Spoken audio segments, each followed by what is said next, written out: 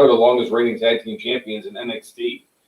And they became basically a joke tag team once they made it to the main roster.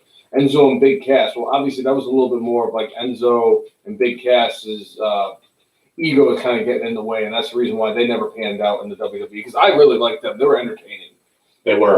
The Revival, yes, the Revival had a pretty decent run in WWE, but obviously they weren't happy with the way that they were being booked. Obviously, losing to the Lucha House Party a bunch of times with a bunch of piñatas is going to make you want to leave. So now they're fighting for the AEW tag team titles tonight, which I can't wait to see that match. I got to find a way to fucking put that shit on. Yeah. But if you think about it, I mean, a lot of the tag teams, I mean, the Authors of Pain, I mean, yes, there were some injury issues with them, but they never really got that chance. For whatever reason, WWE has this thing about making these makeshift tag teams and see how they develop. You know, the bar worked. The bar worked much better than anybody ever thought the bar was going to work. But then again, you have basically Seth Rollins and Jason Jordan winning the tag team titles. You have Seth Rollins winning the tag team titles in the first time him and I think wasn't that with him and Buddy Murphy? Weren't they the tag team champions? And they won it in like their first night as a tag team, going against the Viking Raiders, who were the champions for a little while, and it seems like the only ones that they know how to book tag team wise on Raw is the Street Profits. That's the only tag team that is actually like a legitimate tag team who've been working together for years, who they've been booking rather properly. I do like what they're doing with Angel Garza and Andrade. That's a very interesting team, and they actually have really good chemistry. And then you look over at SmackDown. Heavy Machinery has been booked pretty well. Obviously, the New Day has been booked pretty well because I think they're the best faction in WWE the last 10 years. Don't at me, bro. I'm sorry. It's not the Shield. But Miz Morrison. You also had the Miz and Morrison. You have the Usos. Whenever the other one comes back healthy. Yeah. I don't remember which one is hurt. Well, Jey Uso, we found out last night, is getting a title shot, which is awesome. You know Roman Reigns pulled the strings to get that to happen. Yeah. And I have no problem with him pulling the string for something like that because you know what? The Usos are just an ultra talented tag team, and they deserve opportunities outside of just the tag team division. Something like that actually reminds me of back in the day when they did Clash of Champions for WCW, NWA, when Ricky Morton went against Ric Flair for the world title. Like, it was like, hey, we don't ever get to see anything like this, and they put on a heck of a match. You got a couple of great performers, and they can tell the story in the ring. Ric Flair always made everybody look like that person should have won the match, but somehow Ric Flair managed to exit with the title. Well, I mean, look at like back in the day with Doom. Doom was a wonderful tag team, one of the most underrated tag teams in the history of the business. And Ron Simmons kind of got his opportunity to fight for the World Heavyweight title and beat Vader to become the first African-American World Heavyweight champion in wrestling. Yeah. And he had a wonderful career. I mean, and obviously Butch Hall of Reed. Fame. I mean, Butch Reed is the exact opposite. Butch Reed is basically the Marty Jannetty of Doom. So not his fault. He had a pretty good run. He actually won at WrestleMania, unlike Coco Beware. That's because he fought Coco Beware at Exactly. WrestleMania. And why is he not in the Hall of Fame? I mean, to be fair, if we were going to do that, Dusty Rhodes is only one at WrestleMania. Well, Dusty Rhodes did a couple other things in his career. Dusty Rhodes is one of the greatest wrestling minds of all time. So,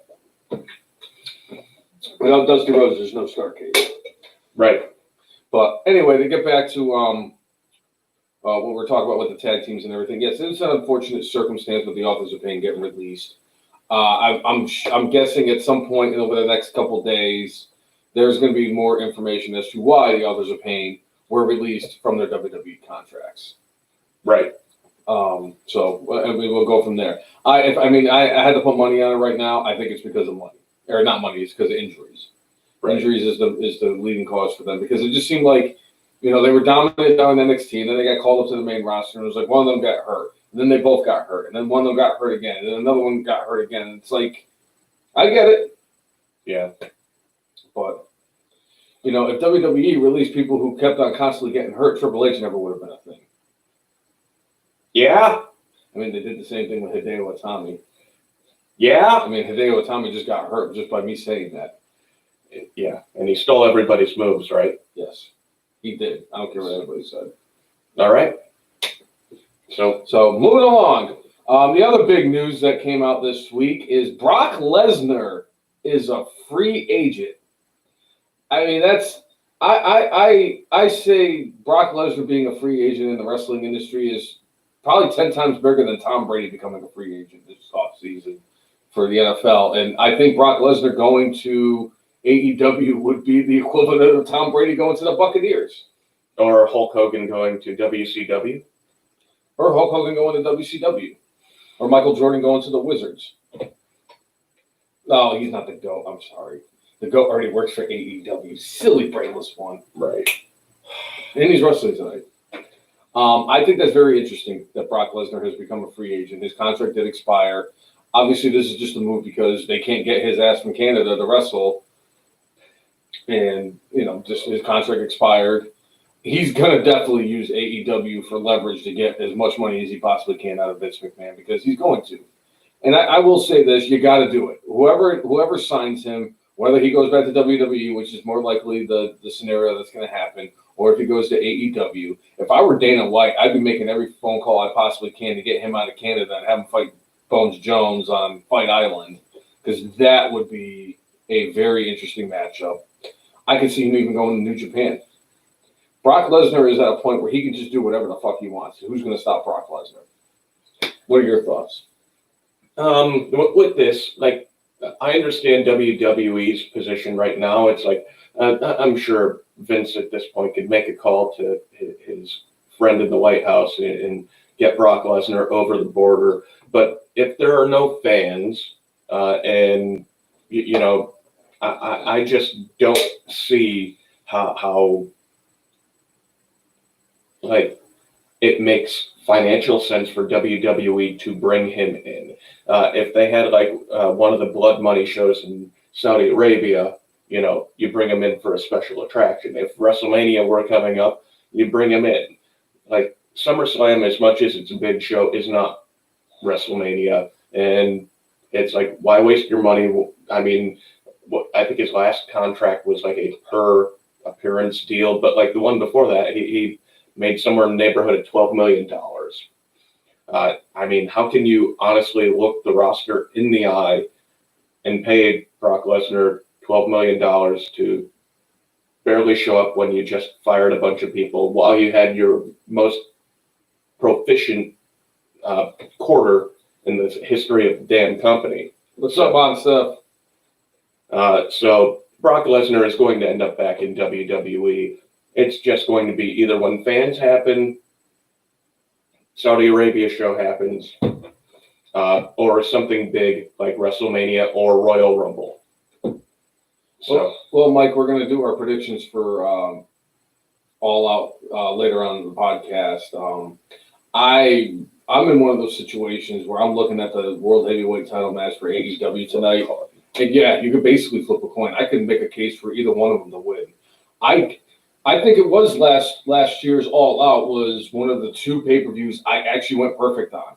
I'm almost 100% positive it was All Out. Like Kurt Hennig. And it was that predictable, and it's not a slight or anything like that. I have no idea. I really have no idea where the hell they're going to go in any of the matches tonight.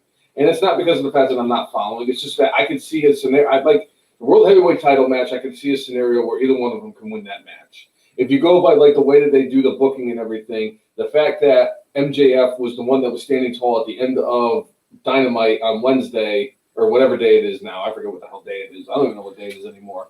All I know is I got my first of 3 fantasy football league drafts tonight. And I have a feeling there's going to be a lot of football and a lot of booze. So God only knows what kind of condition I'm going to be in on Monday. But I really, you can really make a case. I don't know if you can really predict like accurately who's going to win that match. I think that's the same thing that goes, honestly, with Orange Cassidy and Jericho. I can see that being the scenario where you really don't know who's going to win either one, between the two of them for that match and the rubber match between them. I think that there's other matches, but I really, honest to goodness, gun to my head, I have no idea who's going to win the title match tonight. All right. Josh is asking if Brock Lesnar ended up in AEW, do we think he would keep the same ring name, and does WWE own that trademark? I believe the answer is no to WWE owning that name, and Brock Lesnar would use the Brock Lesnar name because that's the brand that's been built, and it's Brock Lesnar's real name. I mean, he when he was in when he went to UFC, he did wrestle. Obviously, he fought as Brock Lesnar. You know, there's nothing that WWE could do that's going to stop. And I'm pretty sure in all his contracts, he has all the power as far as like bargaining. So he's like, no, you're not taking my name. Right. So,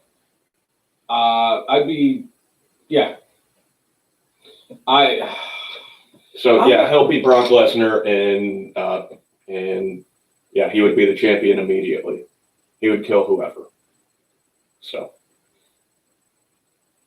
but I don't see it happening. I don't know about that. I don't know if he would kill. Like, if he went up against Moxley, he would kill him. I think Moxley would give him a fight, though. He would. Obviously, they would have it would be a match, but like. But no, 90% of the roster in AEW, Brock Lesnar would wipe the floor with. I think Jon Moxley is one of the few in there that could actually give him a legitimate fight. He would wipe the floor, and that might actually change my thinking of what they're going to do tonight. Because I don't even really like from going to undetermined. Like if he went up against MJF, he'd wipe the floor of MJF. He'd be throwing Wardlow fucking 20 feet. You know. Anyway, so that Lesnar keeps the name, and Anyway, but it is going to be interesting to see. I do think you're right that once the fans do come back to WWE, we're going to see Brock Lesnar back in the WWE ring. I would, though, if anything, if I were Dana White, to at least put in a call to see what would it take to get him to fight at least one time in the octagon. Aaron, John Cena more or less has said not that he is done with WWE, but he is right now being a full-time actor and wants to put all of his efforts into that. He will come back to WWE whenever it is right and whenever he is needed. So. He also will brush your mouth like Colgate. Yeah. Like a broken needle, kid. You're missing the point. So. Side note, speaking of John Cena, because this is actually a pretty interesting way, like a segue and everything. I was on iTunes because I was going to download some new music today, you know, to help me in preparations for the podcast and for my fantasy football draft. And I just so happened to put, wow, somebody just went absolutely nutso on freaking Facebook. But yeah. So I actually put WWE in the search thing. And for whatever reason, John Cena took over like everything. Everything was John Cena. It was John Cena's, Basic Thugonomics. It was John Cena. The number one WWE song on iTunes is John Cena's entrance song. In fact, it's the top 3 for WWE, and number 4 is Basic Thugonomics. And then number 5 is Bad Bad Man from his CD, and he did with Bumpy Knuckles. Yeah. I love that. I love Bumpy Knuckles. It's like the greatest rap name ever. But I thought that was very interesting, and just because somebody brought up John Cena, I had to mention it. Right. But I thought that was interesting. Hashtag MJF 2020. Making AEW great again. He is. We've been talking about it since they signed him over a year ago. When they brought in MJF, we said for over a year now that MJF is the future of professional wrestling. He is the biggest. He's going to be the biggest star that wrestling has in the next 2-3 years. And Vince McMahon is going to look like a fucking dumbass. Well, he already looks like a dumbass, but he's going to look like a dumbass because of the fact that he didn't sign MJF when he had the chance. He dropped the ball when MJF got shoved into the wall by Samoa Joe at NXT TakeOver. Right. All right. Moving right along. Should we get into? Should we talk about the other thing that happened? I believe it was yesterday. Sure. The Vince McMahon announcement. So Vince McMahon has come out and said that wrestlers. I'm sorry. Let me rephrase myself. I had a brainless moment. Right. Heaven forbid that I call professional wrestlers, but WWE superstars are no longer allowed to use any more third-party social media outlets to make some extra money on the side. Basically, no more, I forget what that Twitch, that's Cameo, but the performers are uncertain what that means as far as YouTube goes. And the belief is that there have been a couple of things out there that WWE didn't want to see the light of day that ended up actually seeing the light of day, as far as like some behind the scenes BS that happened. And because of that, Vince wants to get rid of those platforms for performers to use, but there's also a caveat in there that they believe that this is so Vince could put it all under the WWE banner and use what these other people have been doing to make money for the company. Now, if he does that, he better like kick back more money to those performers. Otherwise, I'd tell Vince McMahon to go fucking piss up a rope. And of similar note, actually, with this, Andrew Yang, who was running for president, came out and said, if Joe Biden wins the presidency, one of the things he is going to put forward is the bullcrap that professional wrestlers for the WWE are independent contractors, and all the kind of fuckery that goes on with that allows Vince to not give them certain benefits and rights as being an employee of WWE.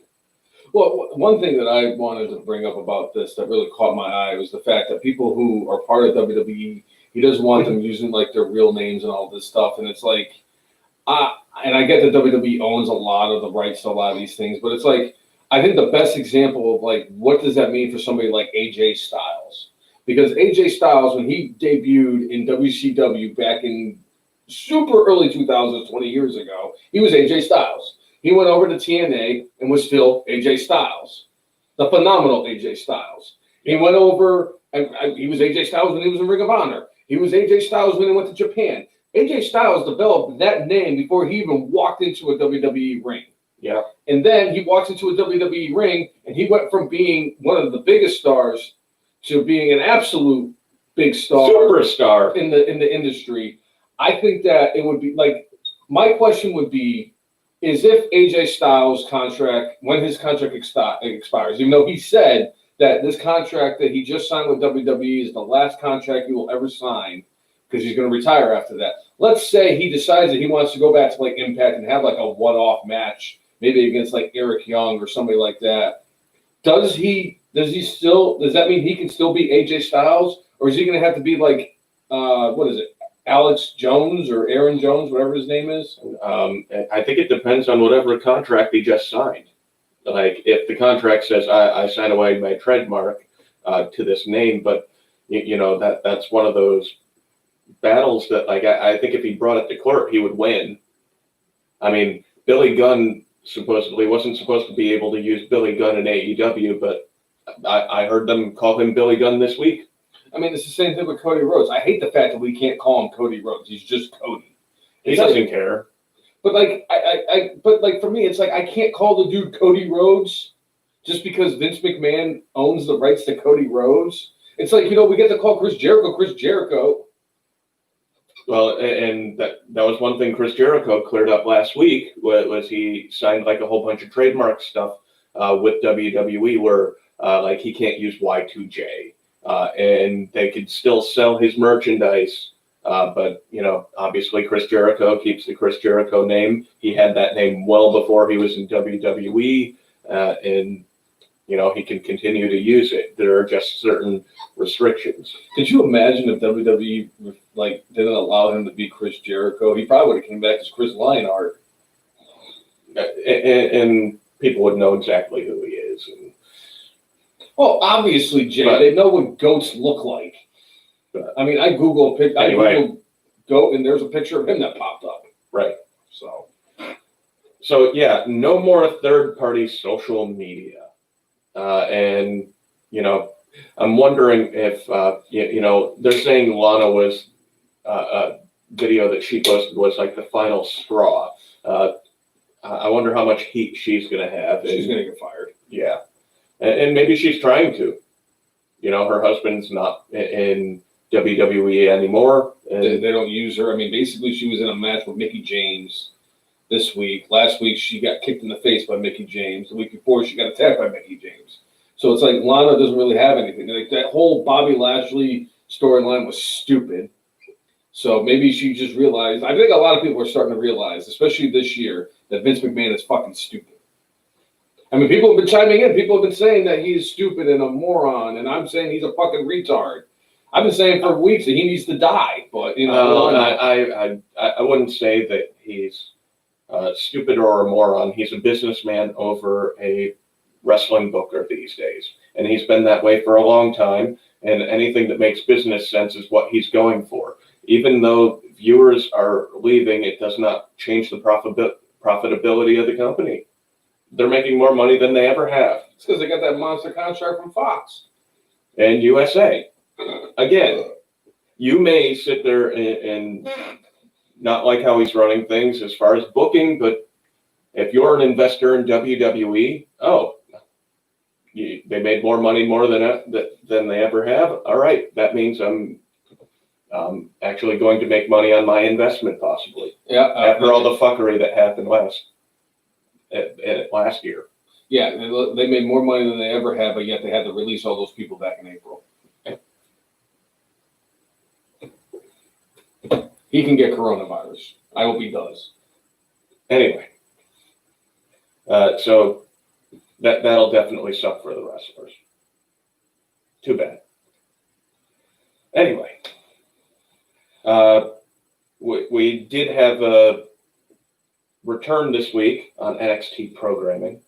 One Austin Theory, who last we saw him was part of the Monday Night Messiahs collective, and he was part of the whole speaking out movement. But they decided like, hey, we're bringing him back, but we're sending him back to NXT. So who the heck knows what they actually found out, or maybe they want him to team with Velveteen Dream. Austin Theory has bounced around like a mid-card title in the WWE. He went from being in NXT to getting called up and being brought in with Andrade and Angel Garza, and then he went to join forces with Seth Rollins, and now he's back in NXT. And it's like, why don't you just call him U.S. Championship? Because he's just bouncing around from different thing to different thing. In like 3 weeks, he's going to be on like main event in 205. So, right. Speaking of U.S. champion, Bobby Lashley is the new United States champion. Nobody was shocked. Nobody was shocked. I called that. I'm pretty sure. We both called that. Wait, did either one of us go perfect last week? No. What? You tell me, what did I get wrong? I don't have the sheet in front of me, but there was one match I got right that you got wrong. I remember that much. But I don't think either of us got Keith Lee. No, I didn't. I said that Keith Lee was going to win, but Drew McIntyre was going to help. Like he was going to cause a distraction. You were not perfect last week. I know that much. Damn. So maybe I can go 2 for 2 it all out. Anyway. Yes, Bobby Lashley did win the United States Championship last week from Apollo Crews, and no surprise. Well, I like the way they did it. They did it in dominant fashion. They didn't have him, get help. It was a good, solid match, but at the end, Lashley put him in the full Nelson, and it was a tap out. So, pretty damn dominant win from Lashley. He deserves it. As much as Apollo Crews hasn't had a super long run with the title, it looks good on Lashley, and Lashley needs to keep moving up the card for when they get Brock Lesnar back, so they can finally have the match that I've been waiting for since Lashley came back. They need to have him start that off on Monday, or the Underground, Raw Underground. Well, a lot of people were wondering what was going to happen with Theory, because Theory was not actually future endeavored by WWE, and they were just kind of keeping him on the download with everything he's done. Allegedly that he has done. Obviously, with Velveteen Dream, I think it's because of people were more up in arms with everything that's going on with Velveteen Dream, that they can kind of try to sneak Austin Theory back in there with no But we don't know what they found out. It's kind of hard to believe WWE. It seems like there is an awful lot of evidence against Velveteen Dream that like is extremely condemning, and it's like, how did they sweep that one under the rug? It makes you wonder, like, well, did they sweep this under the rug? Now, Austin Theory has, as far as WWE goes, has like little to no fan base because he hasn't been there long enough. So if they would have just released him, it would have been no skin off their back. Maybe they found nothing. I don't know. He's a very talented wrestler. I will say that because he was very well liked and respected when he was involved. And they were saying like he's kind of like in that Johnny Gargano-esque thing where people like him because of his in-ring ability and what he presents to. I hope what WWE did was a good, thorough investigation. They found that he did nothing wrong. It's hard to believe that with the stuff with Velveteen Dream.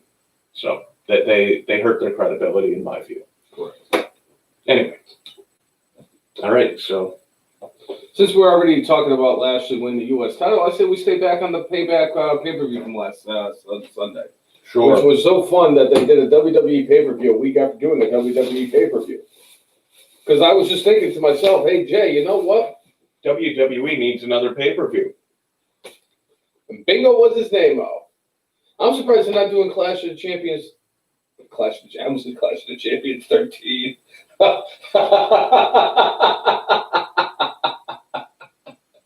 It just rolls off the tongue.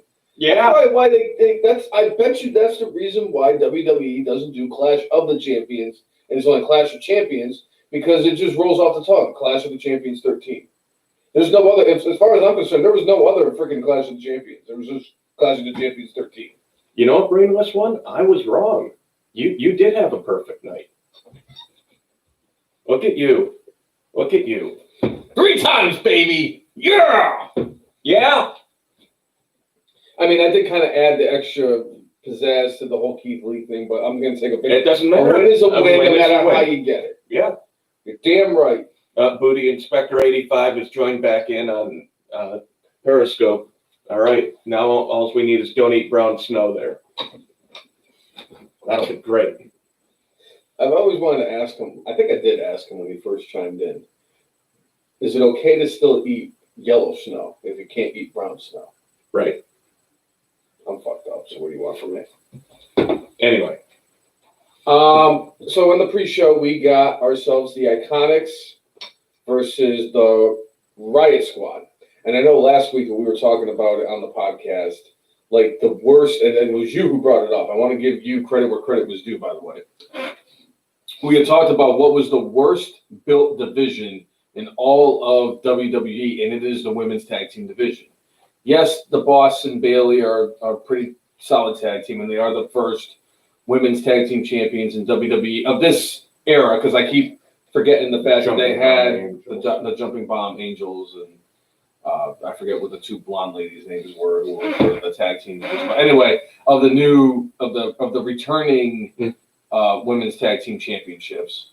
Obviously, they had the Riot Squad. They didn't really develop into anything because Ruby Riott got hurt, and Liv Morgan kind of was just kind of there. The Iconics were an iconic tag team. I see what you did there. Fire and Desire already had their breakup, and now Sonya Deville is going to be taking some time off to kind of get herself right and everything. And they just really haven't done anything with the women's tag team division to make me think that they're going to do something. Well, I feel like they finally did something. The whole storyline with the Iconics and Liv Morgan and Ruby Riott was the Iconics were trying to tell the 2 girls that they weren't together. They weren't going to work fine and everything. And they told a pretty solid story into that.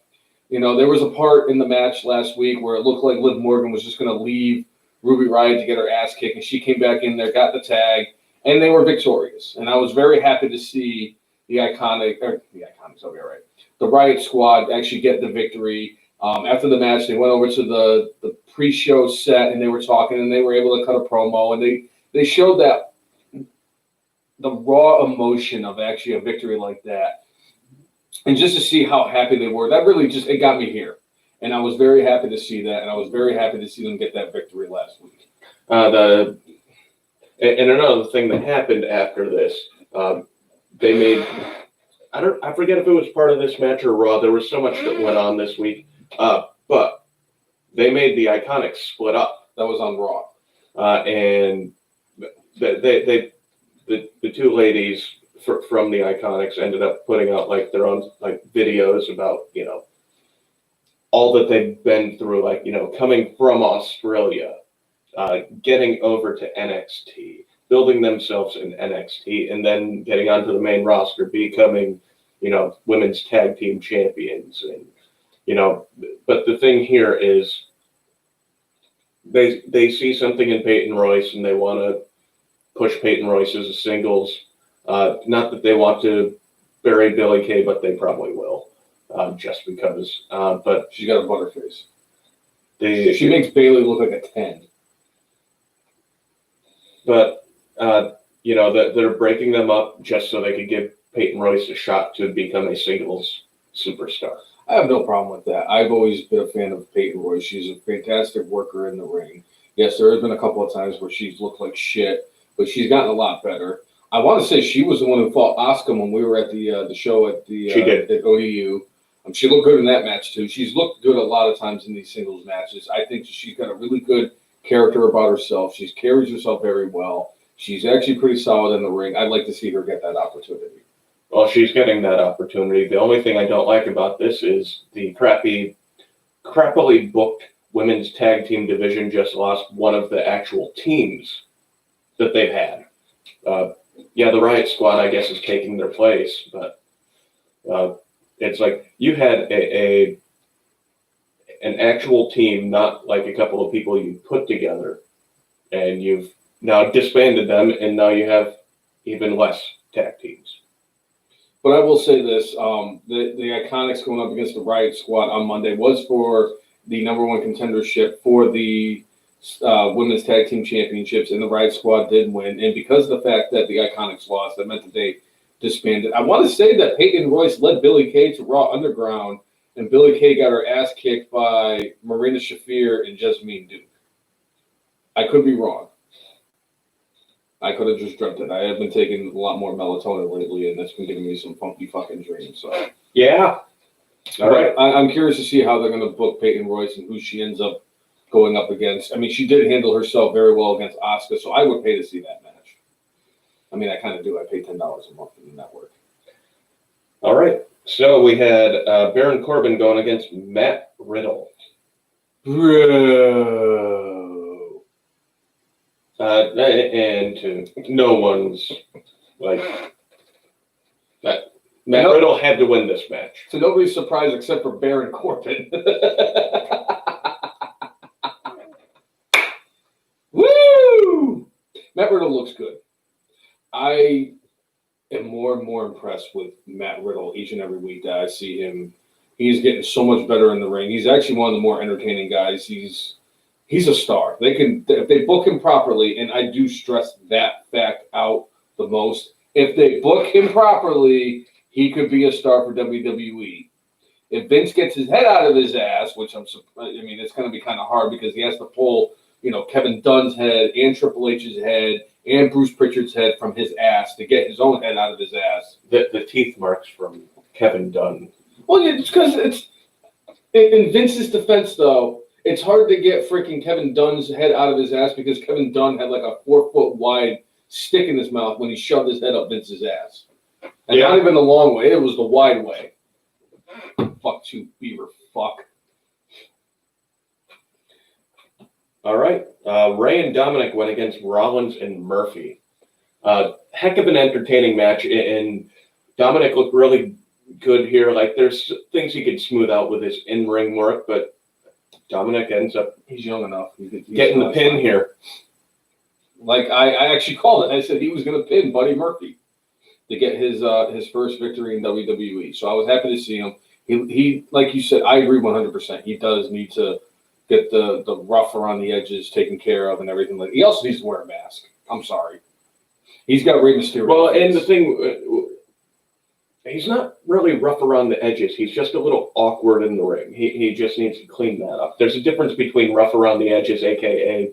Nia Jax, who is about as rough as a razor, and Dominic Mysterio, who like you just take a file and just it'll be great. So I'd like to take a file with Nia Jax. Right. I do still think he needs a mask though. But Mike, the Riddle Corbin storyline didn't do a whole heck of a lot for Riddle at this point. His first match was against AJ Styles, and he held his own. And then you go from AJ Styles to Baron Corbin. Mm-hmm. I mean, all right. So, yeah. But overall, good match with Rollins, Murphy, Ray, and Dominic. 3 high-quality performers and one who has the DNA of one of the greatest performers ever. So yeah, no, Eddie Guerrero. Yeah. I know exactly where I was going. Yes. I think we've been doing this podcast too long. That's why I can't. I don't surprise it. I know I don't surprise you anymore. I try to surprise the fans, but you know what? I'm pretty sure there's people out there like Tommy who know that I'm full of shit. Right. And I'm going to do the same thing, and I just try to get a reaction out of people. Nice. Very, very nice, Chris. Nia Jax is as rough as Jim Duggan's cracked 2x4s. Yeah. Kyrie Sane knows that too. She's as smooth as sandpaper. Yeah. All right. We already talked Apollo Crews and Lashley. Then we had we already gave the result to this, but Shayna and Nia went against Baley and Sasha, and considering pretty decent match, Nia didn't hurt anybody, which was amazing. I'll tell you, something that was in the running for me for my good for this week was the fact that Shayna Baszler used, I think it was Bailey's arm to help have Sasha tap out from a submission hold. I was like, wow. I'm like, that's impressive. Yeah. I like Shayna Baszler as an in-ring performer. I don't like her with the microphone. I like her in the ring. She definitely could have benefited more from having Paul Heyman and Roman Reigns, but I get why they did it. But so I was happy for Shayna because Shayna's finally got something. Unfortunately, she's got like a 700-pound anchor, like weighing her down too. But well, and they're going to be going against the Riot Squad soon, and they did actually have a rematch for the women's tag team championships, and that caused some stuff last night on SmackDown. We'll get into that. Yes. Then we had Keith Lee going against Randall Keith Orton. Probably the biggest surprise of the evening, in my no doubt. I'm very, very happy with the way that they booked that match. A clean win. I mean, he lifted up Randy Orton with ease and power bombed the shit out of him, and wow, just I'm impressed. Yeah, they're actually. It looks like they're going to book Keith Lee the way they're supposed to, the right way. And that ended up leading to something on Monday Night Raw that bothered me deeply. Mm-hmm. But we'll get into that in a minute too. But Keith Lee going over, I mean, it shocked the heck out of me. I was like, the thing that I predicted last week is coming true about who Drew McIntyre's next opponent is going to be. But based off of what they did here, I was like, really? But, good for you, WWE. It's amazing how they take something so wonderful that they did a Payback on Sunday and then just absolutely shit bomb the fuck out of it once they get to Monday night, the next night. And then like what they did with SmackDown was a complete 180 from what Raw was, because I actually loved what they did on SmackDown last night compared to Raw. But I mean, I'm at the point right now with the way that Raw is such shit. What they should do is they should just have all the wrestlers, male and female, just stand in the ring and just throw poop at each other for 3 hours. Because that would be more entertaining than the crap that they give us anyway. Mike, I have high hopes for what they're going to do with Keith Lee because Vince McMahon supposedly loves Keith Lee. The fact that he let Keith Lee have moments with Brock Lesnar in the Royal Rumble this year and the fact that He had the moment with Roman Reigns last year at the Survivor Series. I am cautiously optimistic that they are going to do good things with Keith Lee, but for now it looks like slightly unsteady booking. Yeah. So, all right, then the main event, we had Bray Wyatt versus Braun Strowman versus Roman Reigns in a triple threat match for the Universal Championship. And I know you have things to say about this thing, so you have at it. You want me to go first? I want you to go first. Okay.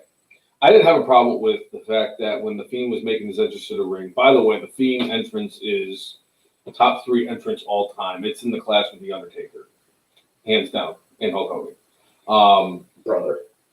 But I'm just... I like the fact that Braun Strowman was already in the ring and ready to beat the shit out of The Fiend. They were beating the holy crap out of each other. And I realized, I was like, they're going to do it. As soon as I saw Braun Strowman in the ring, I had in the back of my mind, I said, this is what's going to happen. These two are going to start beating the hell out of each other. Roman Reigns ain't coming out yet. They're just going to beat the shit out of each other, and they're going to be so wounded. And then we're going to hear Durner, Durner, Durner, Durner, Durner. And he's going to come out there, and he's going to hit a couple of spears, and he's going to win the title. I puke the end. And surprise, surprise, that's exactly what they fucking did. Yeah. I don't even have words. I really do. I don't have words. I was so, that left such a bad taste in my mouth on Sunday that I was like, it's basically, they just used a giant shit as the exclamation point on what they did for Payback a week after SummerSlam. I didn't enjoy that. I really didn't. I am on the exact opposite end. I enjoyed it profusely because that's what a heel is supposed to do. Roman Reigns is a heel now. They made that clear on SmackDown last night. What does a heel do? Use nefarious tactics. He bent the rules as much as he could to get the advantage that he needed to win the title. Now, I don't like the fact that The Fiend won the title a couple of weeks ago and lost it immediately.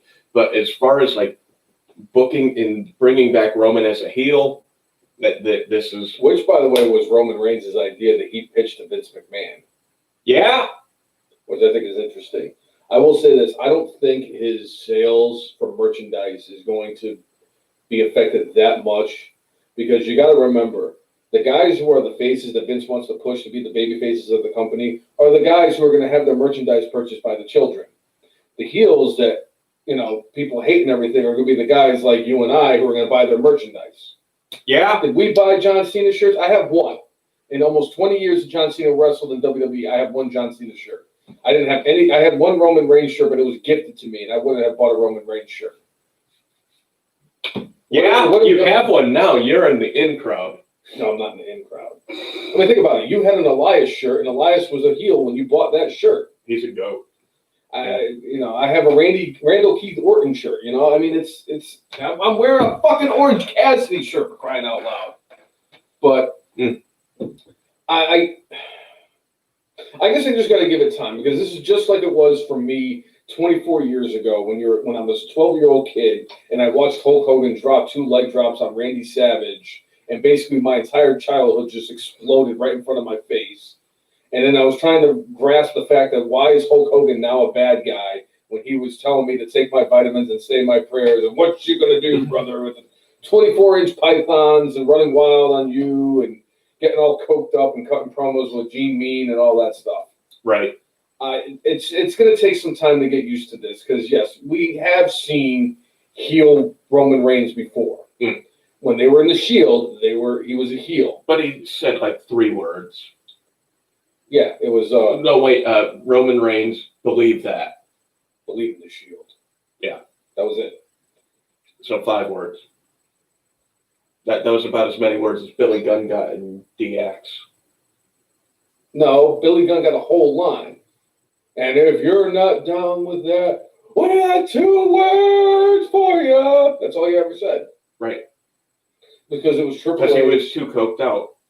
That and the fact that it was Triple H, loving Triple H so much, so Triple H gets all the fun shit to Well, say. And then the road dog comes in there and he does his, ladies and gentlemen, boys and girls, children of all ages, Team Generation X proudly presents to you, it's WWE Tag Team Champions of the World. Yeah, it was catchy and everything, but not like 20 years later, I can still fucking do the road dog better than the road dog can. Yeah. But I mean, it's a shtick. And it works.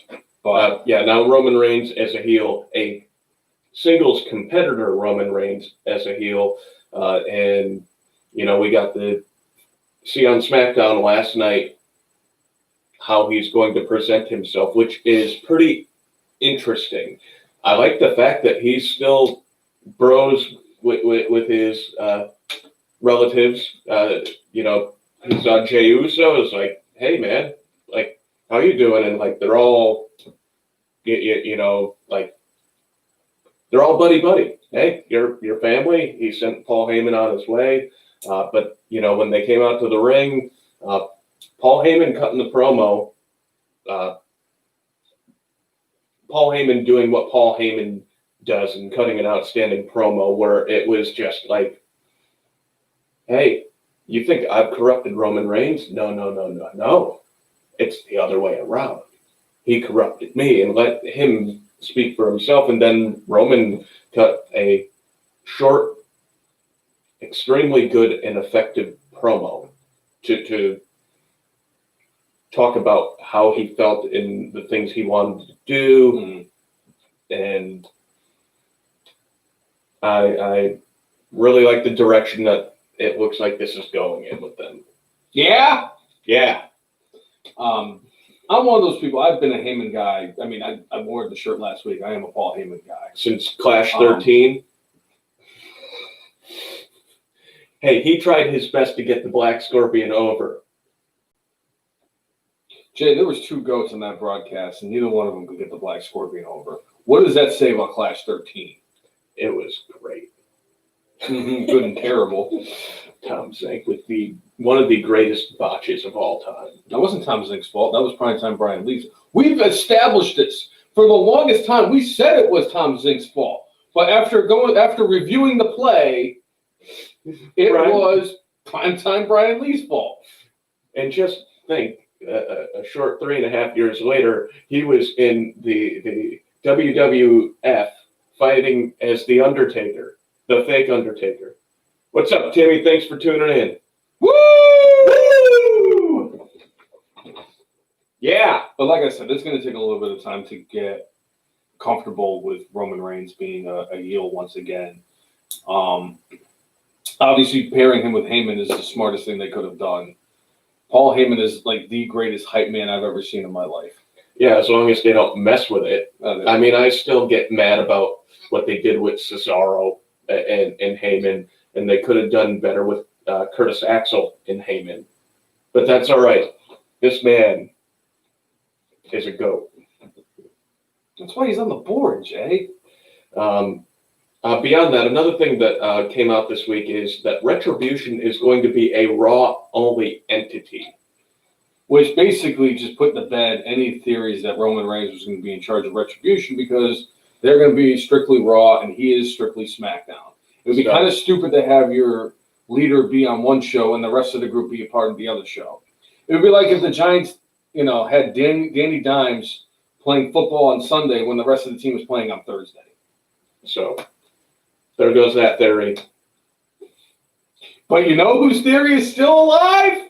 The one that I still think is negative 100%. Oh, come on. Anything is possible. Anything is possible. Kevin Garnett said it. Anything is possible. Right. That's all I'm Except saying. for a great Nia Jax match. Fair. That's fair. That's extremely fair. So I can't argue that one. So with that being said, it'll be interesting to find out once they actually start revealing members of Retribution. I was figuring they were going to start the reveal at SummerSlam or the Monday after on Raw, but nothing yet. So we'll sit and wait a little bit longer. all it is doing is just causing the fans to go out there and try to Oh, yeah. assume who the members of Retribution are. I think they're changing who it is like every week to try to throw people off the scent. I still think that Donovan Dijakovic is going to be a part. It's going to Yes. eventually end up in Retribution. I honestly would actually be intrigued with Dio Madden being part of it too. I think that would be a really interesting addition to the Retribution. Yeah. So. Yeah. So. All right. So that was Payback, and obviously we got a little bit into Raw and SmackDown. We're not going to get too heavy into either of those because AEW should be taking center stage since it's their second biggest show of the year. Agreed, but there were a couple of things that were not AEW related that I wanted to bring up. On SmackDown last night, we were supposed to have a fatal four-way match to determine who was going to be Roman Reigns' number one contender at Clash of Champions. And we did have it. And it was supposed to be Sheamus versus the bro who runs the show versus Big E versus, for the life of me, I'm having a brain fart of who the fourth person was. Was it King Corbin? I believe that is correct. It was King Corbin. So before the match, Sheamus actually took Big E as he was celebrating Xavier Woods' birthday, and he hit him with white noise onto a car, so Big E was out. So insert Jimmy Uso, or Jay Uso, or whatever Uso Jay was. Uso. It wasn't Rikishi, that's all I know. It wasn't Rikishi Uso. Right. But, and probably the biggest surprise of them all was that Uso won the match and is now facing his cousin at Clash of Champions. Is this what it's going to be like? They're just going to keep building up where he's going to fight one of his Uso cousins here, and then whatever October is going to be. I can't wait until he faces Nia Jax, his cousin, at WrestleMania. He's going to fight his cousin at WrestleMania, but it won't be Nia Jax. It'll be his cousin who just is now able to smell what he's cooking again. Because he is now free of coronavirus. Come on, are you kidding me? There was no way that the coronavirus was going to take out the most electrifying man in all of sports entertainment. The Rock laid the smackdown on coronavirus's candy ass. Yeah. What he did is he took the coronavirus, he dusted it off, turned it sideways, and stuck it straight up your candy ass. Yeah. All right. That's I really, especially if they're doing Hollywood. If they're going to keep this whole WrestleMania going to Hollywood, I will bet any amount of money it's going to be Roman Reigns versus The Rock at WrestleMania. I predicted that match like 3 years ago that it would happen. I'm surprised it hasn't happened already. Rock's a busy dude, so I know he's too busy making shitty movies. Shitty movies that make like hundreds of millions of dollars, and then he has a TV show that makes a bunch of money. And his net worth 25 years ago, his net worth was $7. His net worth now $380 million. Not too terribly bad. Nope. Yeah. It does not suck to be The Rock. It just sucks when you're at home and you turn on the TV and the only movie that's on is The Tooth Fairy. Right. All right, Mike, chiming in. Do we think that it's going to be a combination of NXT and Raw stars, or strictly NXT members for Retribution? There was one interesting caveat that I saw of a possibility, or what they should do booking-wise for Retribution. And it was CM Punk that put it out there. And I was like, that is such a great idea. It being the grandsons of all of the guys who ran the territories back in the day, led by Greg Gagne. So basically, like the guy who was in charge of Smoky Mountain, the grandson, like basically like Vern Gagne's grandson and Jim Crockett's grandson, and guys like that. And part of Retribution. That would Kevin Von Erich's kids. Yeah, that would be so. That would be outside the box thinking, and it would be a tremendous idea. Yeah. I mean, there's other ways of doing that, and I thought about that. I can take my own little spin on it. What about the Briscoe brothers being part of Retribution? I mean, their dad and their uncle are in the Hall of Fame. Isn't Jack and Gerald Briscoe? Yeah, they're in the Hall of Fame, right? Yeah, they're in the Hall of Fame. Put them in there, and then like have maybe it worked for Bret Hart's Paperboy all those years ago. Maybe he has. I think Davey Boy's son, I think, is either doesn't have a contract somewhere or is having contract issues. Yeah. WWE is usually pretty good at clearing things up like that if they want it. That's why I'm absolutely convinced that we're going to get somebody pretty soon. But if you're asking me the question, I think it's going to be mostly NXT stars, but I think there is going to be a top line Raw star that might be part of it. And possibly somebody we haven't seen for a little bit. That's my guess. That's why like Dio Madden really wasn't much of NXT. He was part of the Raw announce team. He's kind of been doing that thing with the Raw Underground, so he would be a good that's why I think the Dio Madden would be a good addition to Retribution. That's why I think. Answer his question though. I think it's gonna be mostly NXT.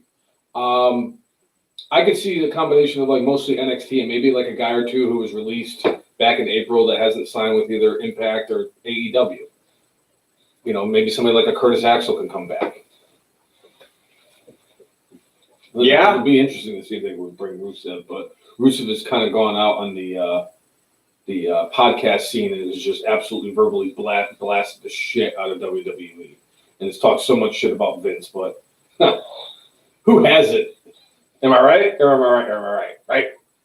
Right. All right. So there was that. And we did find out who's going against Drew McIntyre at Clash of Champions. And it's going to be one Randall Keith Orton. The thing I don't like about this, Randy Orton lost cleanly to Keith Lee. Yep. I know that they had a series of matches to have a triple threat match at the end of Raw. But if you lose cleanly, you should not get an opportunity to get into a championship match the next day. You just shouldn't. I don't care if you're Randy Orton and you know you're a GOAT who's been there for a long time and who's over with the fans. If that's what they wanted to do, they shouldn't have had him lose. Agreed. They could have had Keith Lee look good in that match, and that was the only saving grace with all that is that Keith Lee did not eat the pinfall in the triple threat match. I thought it was like, as much as Randy Orton should not have been a part of that match, I thought it was interesting that Dominic Mysterio in his third match in WWE earns a shot at an opportunity to fight for the WWE Championship against Seth Rollins, a guy who is 1-1, who is 0-1 in singles competition, who lost to Seth Rollins a week prior at SummerSlam. So he also automatically gets a shot too? I thought that was kind of like redundant. I mean, it's like... And of all the people, Randy Orton, Marco Stunt. Randy Orton lost to Drew McIntyre at SummerSlam. Yeah. Then the following week fights Keith Lee and loses cleanly. So I completely understand. So why was he even allowed the opportunity? Exactly. But, you know, with the way they ended SummerSlam and what they did on Monday Night Raw, it made it seem like, all right, Randy Orton's going to get another shot at this.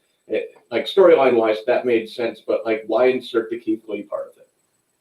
Not necessary if you're going to have him lose. Now, if they have Orton win the title at Clash of Champions and then have Keith Lee, I guess, be his first defense, but then you're going to have Keith Lee lose. I know he's going against the champion, but stop with the 50-50 booking. But that feels like it's possibly where we're heading. Again, I still believe that that's what they should do for Monday Night Raw every week, is that they have all the wrestlers in the ring and they all just throw poop at each other for 3 hours. Yeah. All right, so Chris is asking the question, what in the fuck do they need Retribution for? I thought it was stupid that they did it in the first place. I am going to hold off on my opinion of what they need Retribution for, because I want to see what Retribution is going to do. I want to see them explain themselves before I decide how stupid this is. Again, I feel like this is the Walmart version of the Nexus angle. It's not as well executed. I mean, I like the fact that there's an air of mystery. It would have been much better and much more shocking if they actually had a crowd to react to this. But, like, I don't know, the stuff Retribution has been doing is not, I don't know, it hasn't done well for me. See, I'm the person that I love to have the immediate reaction to what the hell is going on. And I remember, if I remember correctly, and I'm pretty sure I do, about a little more than a year ago, they had this thing where Bray Wyatt was coming out wearing like a red sweater, and he was doing like this kids show type of bullshit. And I was like, they've absolutely ruined Bray Wyatt and what he went from being the eater of worlds to one of the most talented people in WWE to basically him being WWE's version of Mr. Rogers. If Mr. Rogers was on acid, I don't know about acid, but like if Mr. Rogers was all tatted up and had cornrows. Yowie wowie. Yowie wowie. And here we are, fast forward a year later, and my God, the Fiend is like, that's a really bad acid trip right there. Yeah. As somebody who's never done acid, I'm assuming that's what a really bad acid trip is.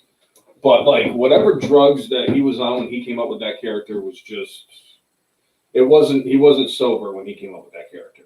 Right. Either that or he needs a fucking therapist. But I am one of those ones that I need to just give my opinion right off the bat. I think it's stupid.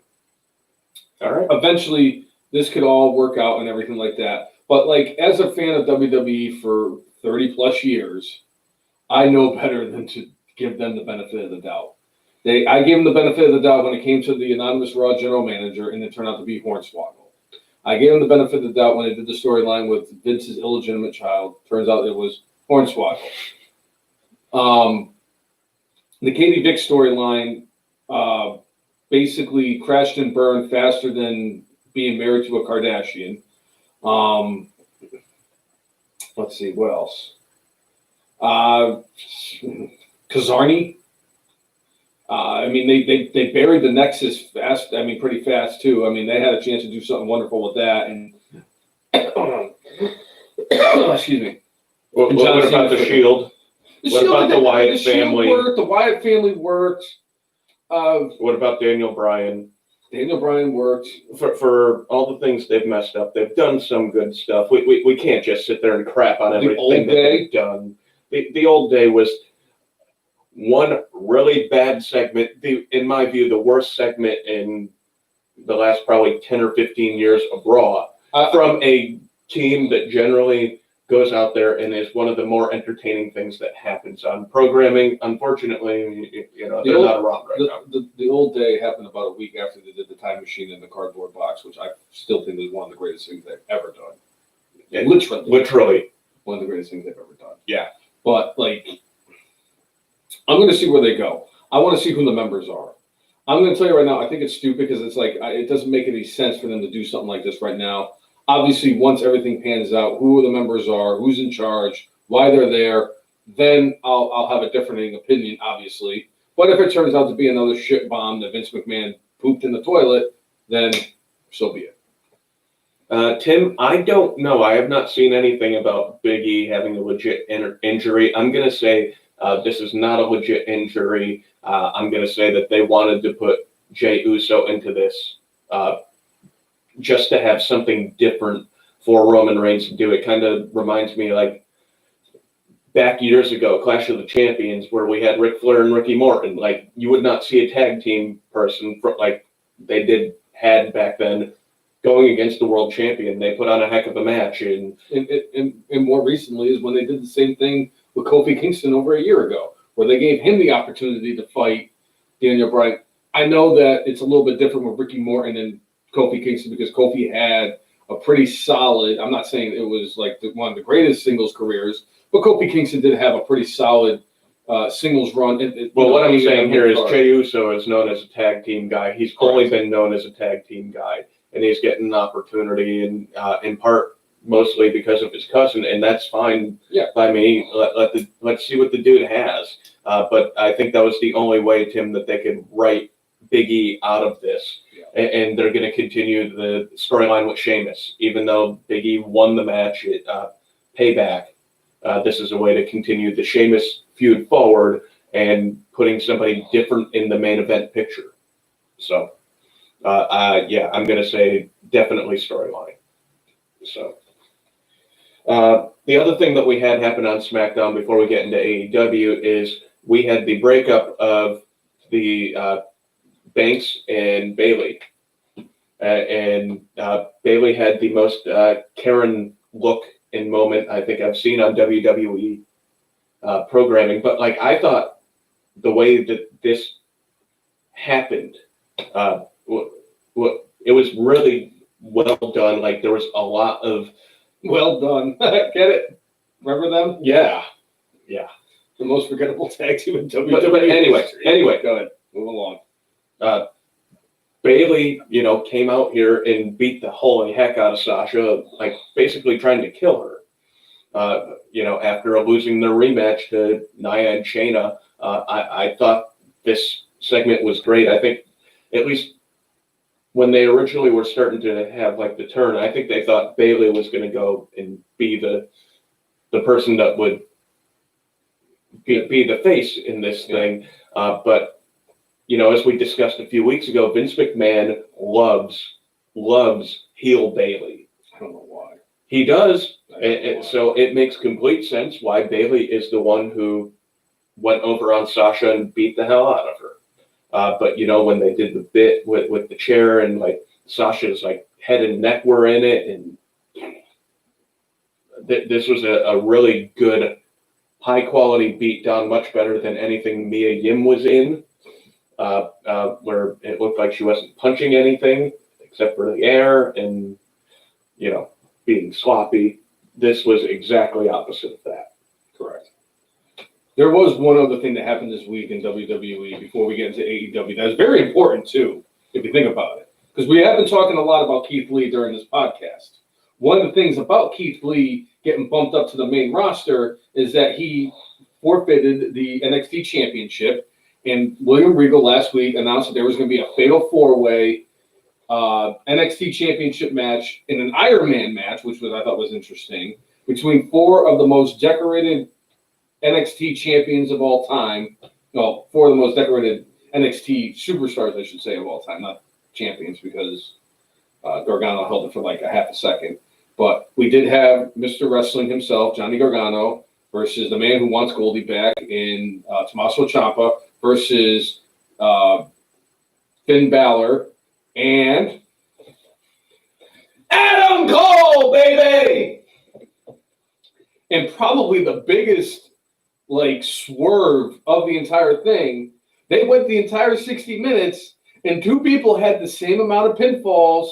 So we do not, again, have an NXT champion, because it will be determined next week in a one-on-one match, which means WWE Vacant is still the NXT World Champion and should be in the Hall of Fame because it's already above the Coca Beware line. So it will be Finn Balor going against Adam Cole, baby! I'm so excited for that. I love the little thing that they did where they did the too sweet to each other, as they are two former members of the Bullet Club who are now going to be fighting for the NXT Championship.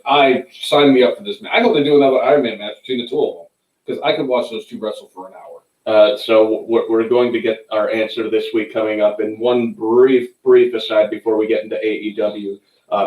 There was talk after they put NXT on Tuesday, and their numbers bumped up higher than what they had been. And USA apparently wanted them to move NXT to Tuesday, and Vince McMahon put the poo-poo on that. Specifically because Vince has NXT on Wednesday, because what does he want to do? He wants them to go up against AEW. He wants them to vanquish AEW. And it would be perceived as them tucking and running because they couldn't win. And nothing against you're not going to win. This one, they're not going to win. No. There are too many disillusioned WWE former fans. Here's the thing. The best thing that they could do for the wrestling business is to put NXT on Tuesday, because now you don't have those guys. Because, yes, you're going to have the hardcore AEW fans who are going to watch Dynamite every Wednesday. And, yes, you're going to have the hardcore WWE fans who are going to watch NXT every single Wednesday. What you don't have is you have those guys who are on the fence about, should I watch AEW or should I watch NXT? And they're going to go back and forth, and then they're going to more likely not go to NXT or go to AEW. This way, you can get really good ratings on Tuesday for AEW, for NXT on Tuesday, so you don't have to have that maybe I should watch AEW, I can watch NXT. No, you can get it so that Monday is Raw, Tuesday is NXT, Wednesday is AEW, Thursday is, and Friday is SmackDown. That would be the best thing that you can do. Not have this competition because, like you said, they're not going to win. Sorry. Vince doesn't have that belief, obviously. He thinks they can win. He wants to get rid of his competition in the United States. But they're not going to win. So the only losers are USA.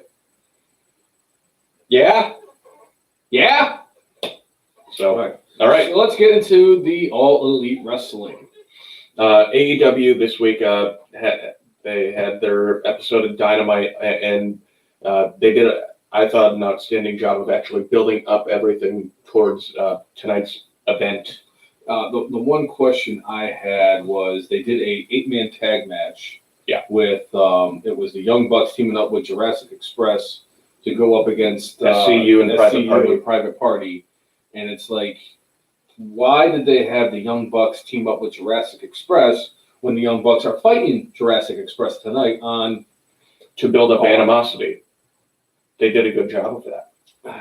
I don't know. That was the one thing I was like, I don't understand. One thing that I thought they did really well with this is the Young Bucks came out more aggressive and kind of pissed off, and it was stemming from what happened last week with Hangman Page. Yeah. And they were not,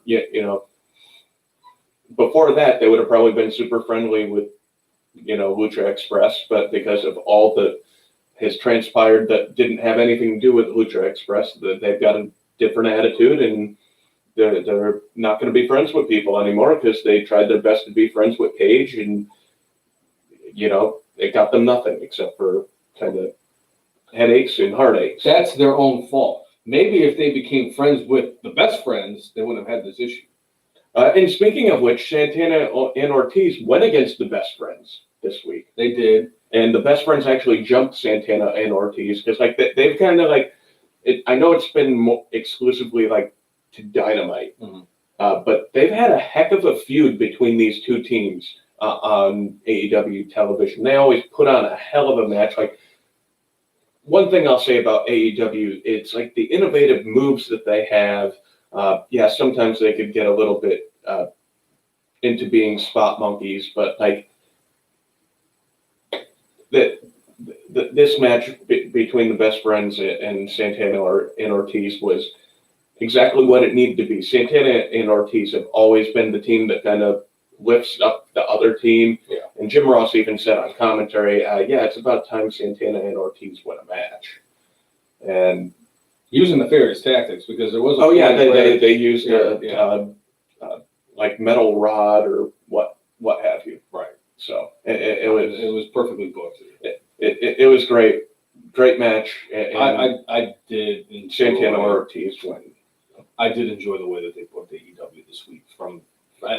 Yes, I might have my gripes with the fact that they had the Jurassic Express team up with the Young Bucks who are fighting each other tonight, and that one kind of just doesn't make sense. It's kind of like when Vince McMahon would have the main event of WrestleMania for the WWE Championship and have those two team up to go up against the tag team champions, and every so often it works where Shawn Michaels and John Cena win the tag team titles. Right, that makes perfect sense. All right, so then after that, we had an MJF promo. MJF doing what MJF does, and the fact that he was trying to sell the injury to the neck, and it's really good stuff. And then part of the main event for the evening was his lawyer Mark Sterling. I'm guessing related to John Sterling. It is high, it is far, it is gone. Oh, short hop the fence. I'm sorry, I was doing my best John Sterling impression. But Mark Sterling had a match booked against Jon Moxley, and that was, I guess, in page 17 of the contract for MJF having this match at All Out. I'm going to say it once. I mean, I've said it more than once, and I'm going to say it again. And you're going to say it again after I'm going to keep saying it years from now. MJF is the future of wrestling. He is going to be the biggest star in professional wrestling in the next 2 to 3 years. Mark my words. Yeah? Yeah. All right. They had this little silly bit where Jake Hager comes into the room where Orange Cassidy is. And Orange Cassidy doing, Orange Cassidy things, yes. Jake Hager, like, sits, like, right next to him. And, like, Orange Cassidy puts his leg up on Jake Hager. And, like, he's such a goat. It was so good and so, like, subtle that, like, Hager's obviously going in there to kind of, like, intimidate him. He's not intimidated and just couldn't care less. And Hager's so, like, incensed, he just, like, walks off. You are the one person I know for a fact that can answer this because you would know this better than anybody else that I ask. All right. Who have I done a quicker 180 on? Orange Cassidy or Daniel Jones? I'll go with Orange Cassidy, although it's close. I mean, Danny Dimes had that, like, one good week, and then all of a sudden you went from, this is the worst pick we've ever made in our lives, to... To be fair.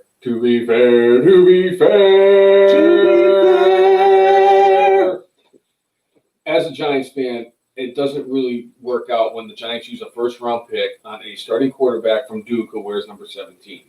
Dave Brown had freaking ruined Giant fans. And I'll tell you right now, what Daniel Jones did in his first year as a starting quarterback for the Giants was better than Dave Brown's entire career in the NFL. Don't at me, bro. Yeah? But yeah, I did a complete 180 on Orange Cassidy. I thought it was the dumbest thing in the world, and now I'm not drinking the Kool-Aid. I'm drinking the orange juice. Yeah. Freshly squeezed. All right. So after that segment, we had a FTR with Tully Blanchard, and Tully Blanchard, kind of talking about how the roadmap for FTR to get where they're at, and talking about how this is when FTR is going to finally get into the record books by winning the championships at All Out. And, him talking about that's what all great teams do. Yep. And he knows. And I thought it was a pretty good promo that also led up into the next segment where we had Kenny Omega come out to talk to Tony Schiavone. And, he just kind of spoke about how he and Paige, have stuck together and done no matter what has been going on personally with them, and that they've won the championships, and they've held on to the championships. FTR comes out with Tully, and, they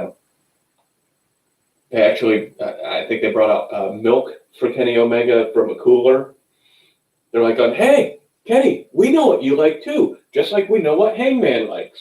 So we're gonna bring out some milk for you. And he's like, yeah, I see what you guys are doing. All right, and it's 2-on-1, no wait, 3-on-1 with Tully with me. Then Hangman comes out. Hangman definitely had some like Undertaker-esque eye makeup on. Not quite as much as like when Undertaker first started and had the purple eye makeup where he looked like death warmed over. But we'll say that he definitely looked like he was under the weather of alcoholic. Booze. Yeah. And there was a little back and forth with Paige and Omega, but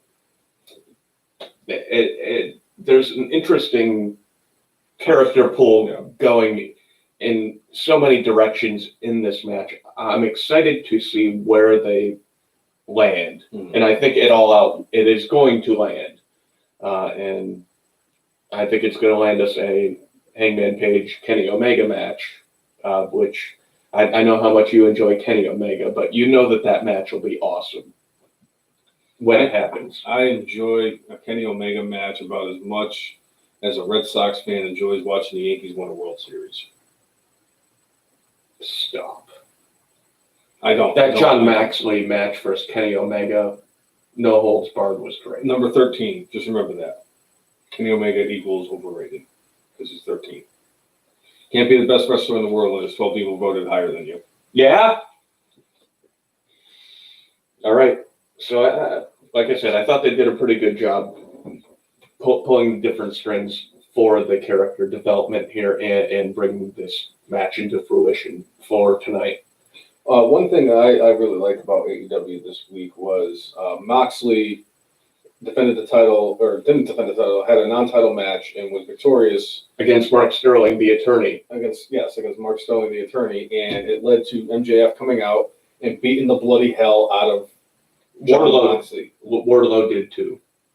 But then, like, MJF put like the ring on his finger, punched Moxley, and opened him up. Like, he was a pretty big bloody mess by the end of this show. Again, bringing forth the emotion into this. MJF also, faking the injuries. As wrestling fans, we all knew it was fake injuries, but it's always fun seeing him pull off like the neck brace and like the walker and coming down to the ring and doing that. So I thought it was a very good and fitting way to exit AEW programming this week. Agreed. But another, what I would consider really good segment, Dr. Britt Baker attacked Big Swole from behind, and they're having, what the heck's it called? It's a tooth and something match.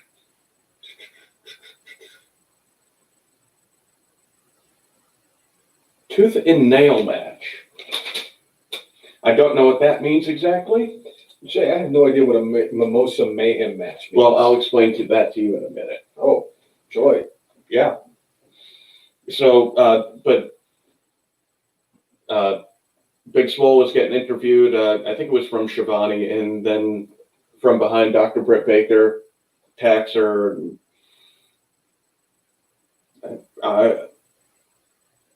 I am enjoying Dr. Britt Baker now, and I think Big Swole's a heck of a talent.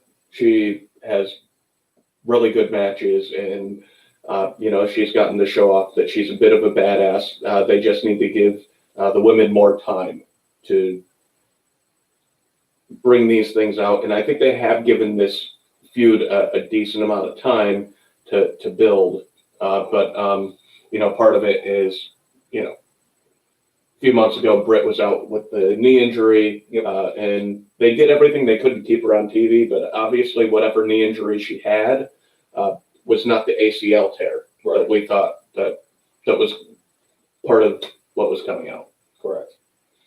So, but I thought this was a good build for their match. There really aren't any matches on tonight's card where I'm like, I'm kind of excited to see all of them. Some of which I'm more excited to see the wrestling match, and then there's other parts where I'm like excited to see where it goes. I'm excited to see the MJF and Jon Moxley match. I'm curious what they're going to do with the Jared Goat versus Orange Cassidy match. Orange Goat. Other than that, I'm excited to see all the other matches, but those are the two that really stick out for me that I really want to see. I am curious to see the outcome of what they're going to do with Paige and Omega versus FTR. All right. Well, we got a couple of things we got to get to before we get to the card. We actually had on AEW this week Serena Deeb. Yes, we did.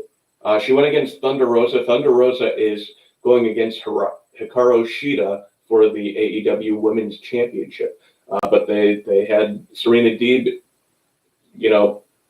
come to wrestle a match, and they kind of talked about how she's a coach.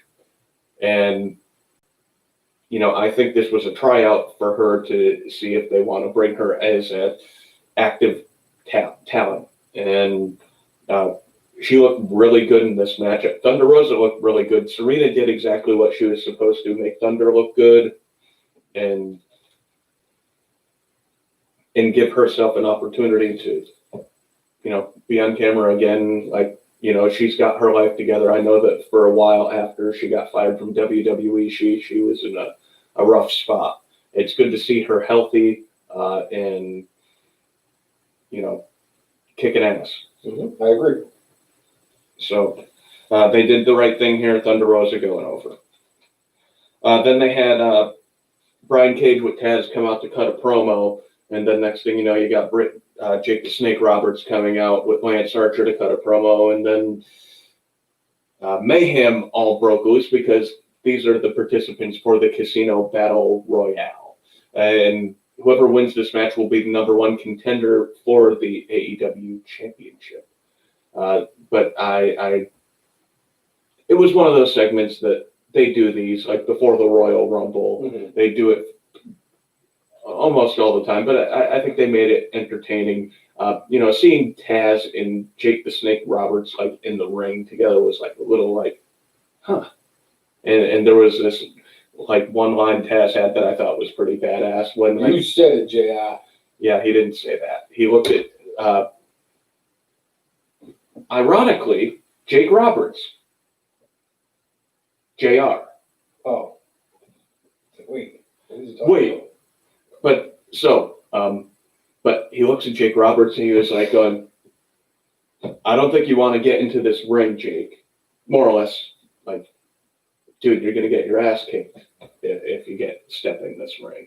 But I thought it was a pretty good brawl. Nobody really kind of stepping out and shining above anybody else. But, it seems certainly that they're trying to, make Cage and Archer seem like the two guys to be reckoned with. But why can't I remember his name? Dude that was in NWA that went against Cody for the TNT title.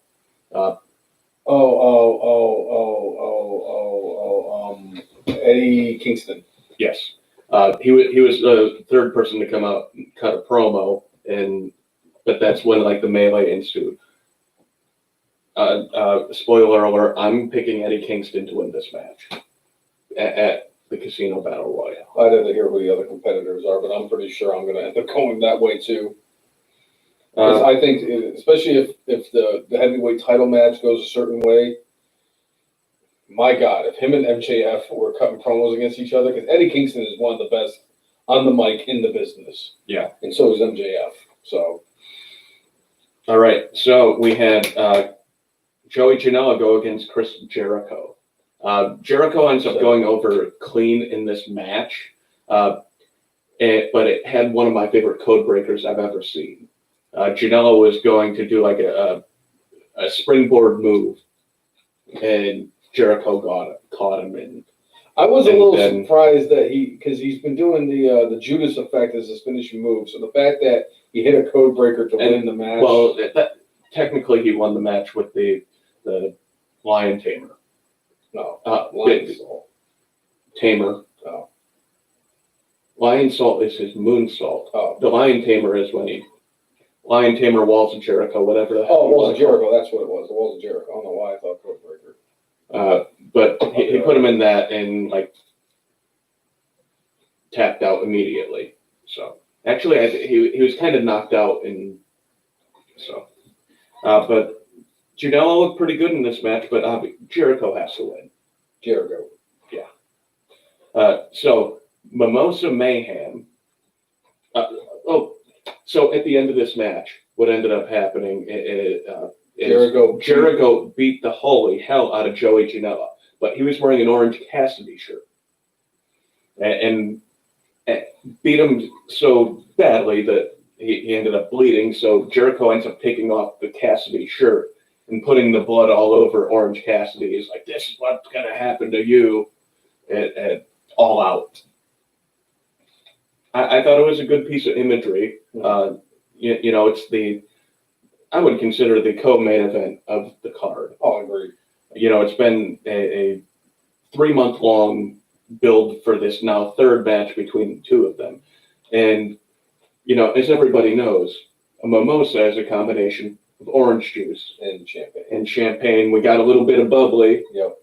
And we got a little bit of orange juice. But Orange Cassidy, who was in the crowd, ended up taking like a thing of champagne, or he comes and attacks Jericho, and between Jericho and Hager, they got a little bit over on him, but then Cassidy takes a bottle of champagne after he and Janela kind of fought back and poured it out.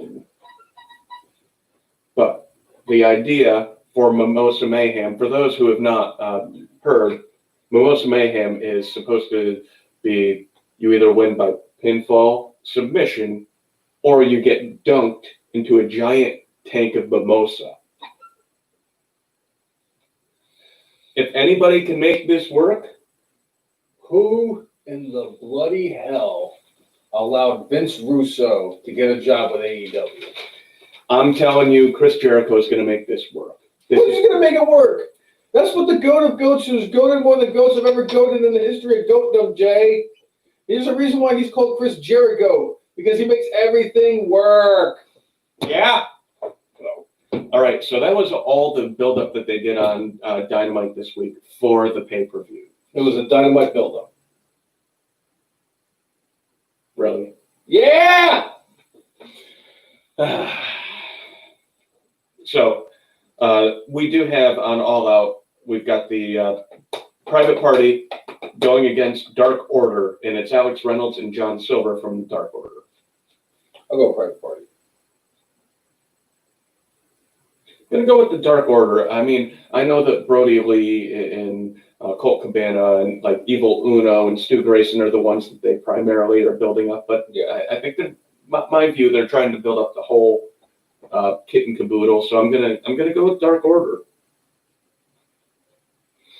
All right, Dr. Britt Baker versus Big Swole in a tooth and nail match, and I don't know if this just is their way of saying like it's no holds barred, where you know Big Swole has nails and Britt Baker is yeah. I'm going with Dr. Britt Baker here. Sure. I think with Dr. Britt Baker, I think they have big plans in the more immediate future. With Big Swole, I think they have plans for her, but I think they're a little more down the road. So we'll go with... I will also go with the Britt Bakers. All right, DDS. So, all right, Matt Harvey going against Sammy Guevara. And the stipulation for this is if Hardy loses, he leaves AEW. Putting a stipulation like that into this match, I know AEW does things a bit different, but Matt Hardy's winning. I'm going to disagree, and I'm going to say Sammy Guevara. Okay. Just because it would be the ultimate swerve, because why would Matt Hardy, put over Sammy Guevara and have like Sammy Guevara be like his retirement match? Especially since Guevara almost killed him like a few weeks ago by throwing the wrong chair at him. But, I mean, this is a good way to build up the young kid and let him have his moment. I mean, what's a better feather in the cap than to freaking end the career of the man who could slam a tornado? Right. So I'm going to go with Sammy Guevara and Matt Hardy retires. Okay. He gets to spend time with his wonderful wife, Ruby Sky. Well, the one thing I'll say about that, Matt Hardy specifically left WWE because they wanted him to become a producer and not be wrestling anymore. So that's why I find it hard to believe that they would do that. Yes, but one too many chair shots to the head will make you change your whole perspective. All right. Then we have Jurassic Express versus the Bucks of Youth. Young Bucks. I agree. Young Bucks win this match. Again, based off of how they've been building up the Bucks and how the Bucks' attitude has kind of changed. I think one of the more interesting things for this is Hangman Page has kind of just been Hangman Page, kind of a heel, kind of not. And based off of what he's been doing, now all of a sudden the Bucks are kind of becoming heel. And it's like going... He's broken their brains. So, but I agree. The Bucks of Youth go over. All right, then we have the Dark Order in an 8-man tag match going against Matt Cardona, Scorpio Sky, Dustin Runnels, and QT Marshall. Now, the 4 members of the Dark Order are actually Brody Lee, Colt Cabana, Stu Grayson, and Evil Uno. Yes. I think they're going to be the Dark Order. I can see them building the Dark Order into something. As much as I would love to see Goldust get an opportunity, and I think that Scorpio Sky really shouldn't be in matches where he's going to lose. And this is Zack Ryder's first AEW pay-per-view. It's the Dark Order. I agree. I think that again, everybody's going to have their moments to shine in this match. I think, and they'll give each team enough time and each person within it enough time to do a thing in this match. I will say this: it's either going to be QT Marshall or Goldust who eats the pinfall, though. And I think it'll be Dustin who that would be my guess. Dustin at this point, he knows what he is. Yeah. He's there to make people look good. And so, all right, 21-man casino battle royale. I already said it before. I think that Eddie Kingston is going to be the one who wins this match. Do we have a list of the wrestlers? I'm not going to list off all 21. Think of everybody else who. I didn't know if they had like any like surprise entrant type things. Like if it was 19 of the 21 have been announced, so there's like 2 open spots, so that maybe freaking Eric Rowan could be one of them or something like that. So that Eric Rowan can come in there and win the Casino Battle Royale, and then have him fight 3 local competitors, and then like Marco's done. Billy Gunn is definitely in it. Trying to see, and I believe your boys. Why am I blanking on the name? The Lucha Brothers are in it, and I know that they do want to do something with Phoenix. I think at some point. Ray Phoenix would be a nice dark horse candidate to win the Casino Battle Royale. If there's no like surprise entrant like they did with Brian Cage at the last one, fuck. I'll take Eddie Kingston too. It makes a lot of sense. All right, because I'd be curious to see like if it is somebody like they could get from freaking like the NWA who isn't working right now, like a James Storm could come in there and win that thing, or what the hell is the other? Darby Allin's going to be in it too. Yeah, I'll go with that's fine. I'll just go with Lance Archer. Not Lance Archer. I'll go Eddie with Eddie Kingston Kingston on that too. All right. Boom. All right. Hikaru Shida going against Thunder Rosa. Thunder Rosa. All right. I'm going to go with Hikaru Shida. I think they like what they've gotten her, and they're going to keep rolling with that because the Thunder rolled. But it's going to lose. All right. Kenny Omega and Hangman Page going against FTR. Fuck the Revival. Yeah, I agree. And after this match is when the breakdown of Omega and Page happens, and Omega is going to end up with a bigger jerk face. Good. All right. Chris Jericho going against Orange Cassidy in a freshly squeezed Mimosa Mayhem match. Something tells me that we're going to see Jericho in the actual vat of mimosa. Is he going to start drinking the mimosa? And he's going to do something silly at the end of that because that's how he's going to be, like he's drowning or he's floating around or something like that. So I'm going with Orange Cassidy over the GOAT. I agree. All right, main event time. Jon Moxley against MJF. Now, one thing AEW has a tendency to do, and I don't mind too much, is that even if they have a like street fight type thing, and it's like a title match, they kind of let them go, and like there'll be a lot of mayhem outside the ring. I think we're going to get a bit of that here. I think, Wardlow is going to pay dividends in the end. I think MJF is going to win the title tonight. I think this is going to be a good match, but I think, entertaining is all heck. And even though they left Moxley lying at the end of the night and Booking 101 says that MJF loses, I'm going with MJF. We've been talking about this for a few weeks now. Who is going to be the one that takes the title off of Jon Moxley? And when are they going to pull the trigger on MJF? And now we're finally going to get MJF, who is deservedly of being the number one contender for the AEW World Heavyweight Championship. And they are the two hottest stars. They have the two best records of all the wrestlers that are in AEW right now. It's not very often that I actually have a match where I'm so torn because I can make a case for Moxley winning, and I can also make a case for MJF winning. MJF winning would make a lot of sense because this means they're giving him his chance and his opportunity, and this is it. But I can also make a case where it's like, why would they take the title off of Moxley when it's in this whole situation? Since it's not broken, why fix it? I'm going to go with Jon Moxley.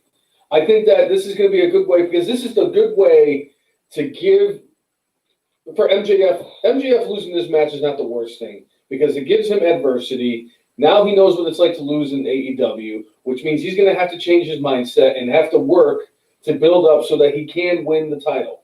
Eventually, he will be the one that takes the title off of Jon Moxley, but it will not be tonight. Jon Moxley goes over and wins. See, why do you want the heel to overcome adversity?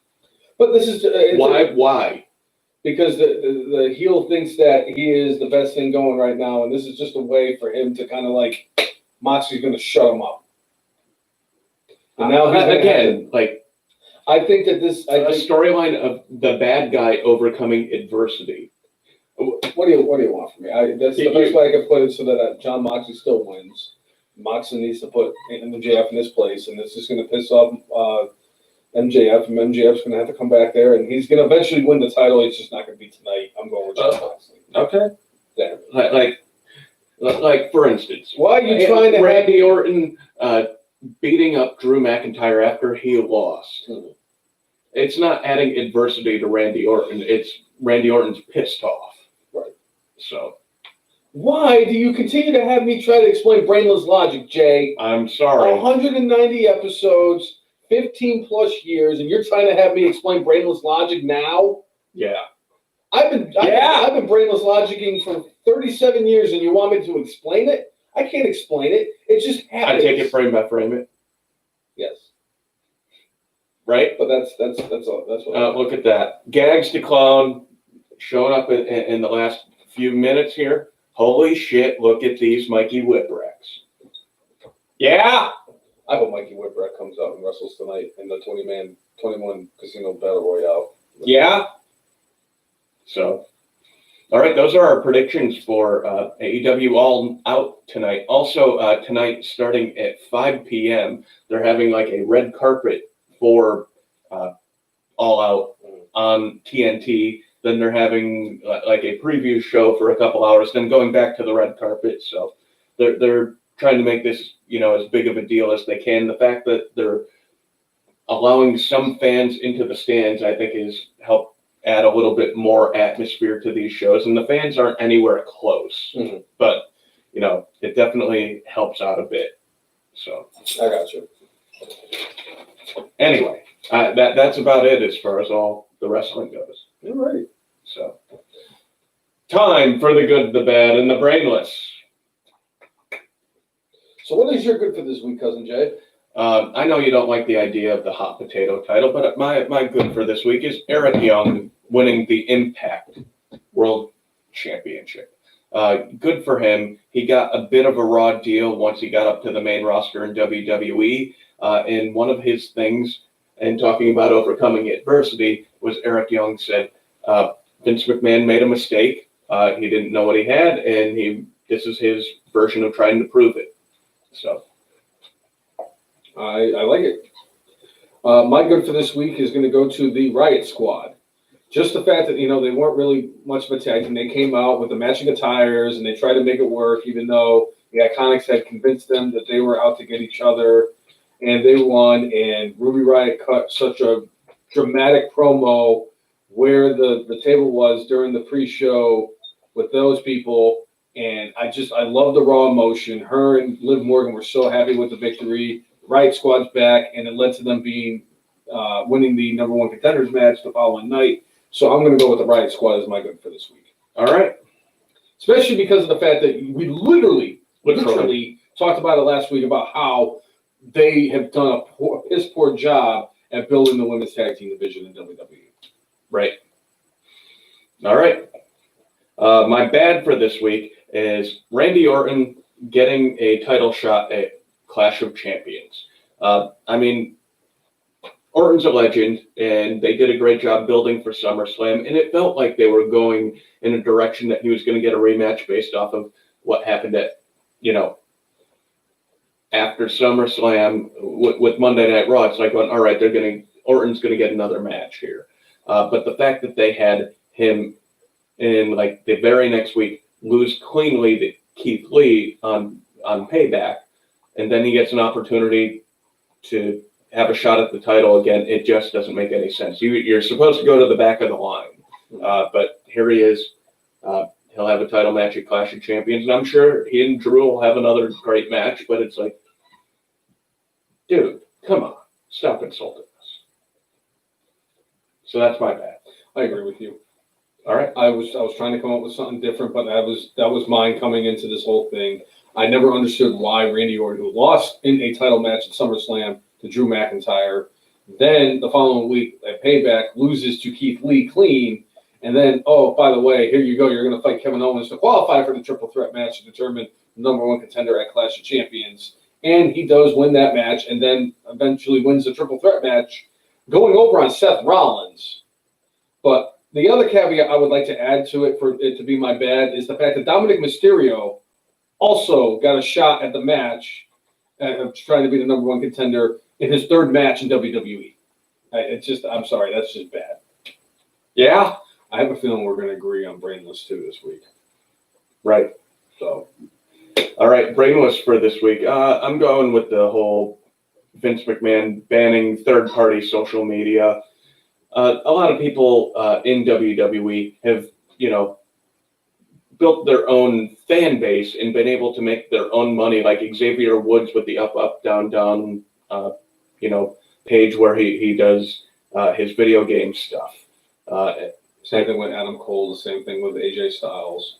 They've done all that stuff to build their own brand and build up, something for themselves, not specific to WWE. And WWE didn't have a problem with it, and then all of a sudden, now they do, just because a couple of things they didn't like happened. So I don't like it. And again, this ties back into the whole thing of Andrew Yang saying, like, they're independent contractors. Like, if Vince McMahon signed them and had them under the umbrella of actually being in WWE as employees, I would say, yeah, he is perfectly within his rights to make them adhere to his policies, and everything that they do and own kind of is under the WWE umbrella. But if they are in WWE and they're an independent contractor tells me I am not an employee, you should not be able to tell me anything of what to do in my life. So yeah, my brainless goes to Vince McMahon. And it's because of the fact that Vince McMahon has done this thing with this whole third-party social media where he's basically restricting the WWE superstars from going out there and making a little extra money and, entertaining the fans. Because, like, obviously the fans like going out there and watching Up, Up, Down, Down.